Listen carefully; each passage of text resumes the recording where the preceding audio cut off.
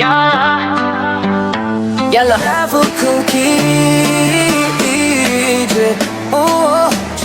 සලාම් වලයිකුම් හබීබි.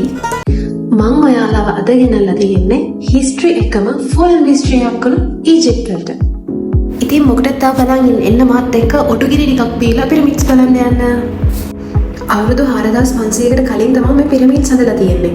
ඇත්ත කියන්නේ මූණ දැක්කම කාව හරි මතක් වුණා නේද? ගයිස් පිරමිඩ්ස් ළඟ ඌබ පික්මී නැහැ. මෙන්න මේ ඉන්නේ අලුව තමයි ඉන්නේ වටේ එක්කන් යන්න. මෙතනට ගියාම හිතා ගන්න බෑ කොහොමද මේ මිනිස්සු මේක හදලා තියෙන්නේ කියලා. මිලියන 2කට වඩා ගල් කැබලි ප්‍රමාණයක් මේ පිරමිඩ්ස් හදන්න පාවිච්චි කරලා තියෙනවා. එන්න මගේ පරණ එක්ස් කෙනෙක්ව බලන්න යන්න ඊජිප්තු කෞතුකාගාරයට.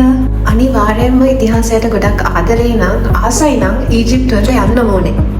ඉස්සර කාලේ හිටපු ෆේරෝස්ලා ආෆ්ටර් ලයිෆ් එකක් ගැන විශ්වාස කරලා තියෙනවා. ෆේරෝ කෙනෙක්ව මමියක් කරන්න දවස් 70ක් විතර යනවලු. මේකේ විශේෂම දේ තමයි රජවරු විතරක් නෙමෙයි ඉහළ පන්තිය මිනිසුන්වත් මමිෆිකේෂන් ප්‍රොසෙස් එකට අරන් තියෙනවා. මොකද කියන්නේ යමුද නයිල් ගඟේ සවාරියක්. ඊජිප්තු වැසියෝ නයිල් ගඟ හඳුන්වන්නේ ජීවයේ රේඛාව විදිහට. ඔයගලන් දැනගෙන හිටියද නයිල් ගඟ කිලෝමීටර් 7088ක් දිගයි කියලා.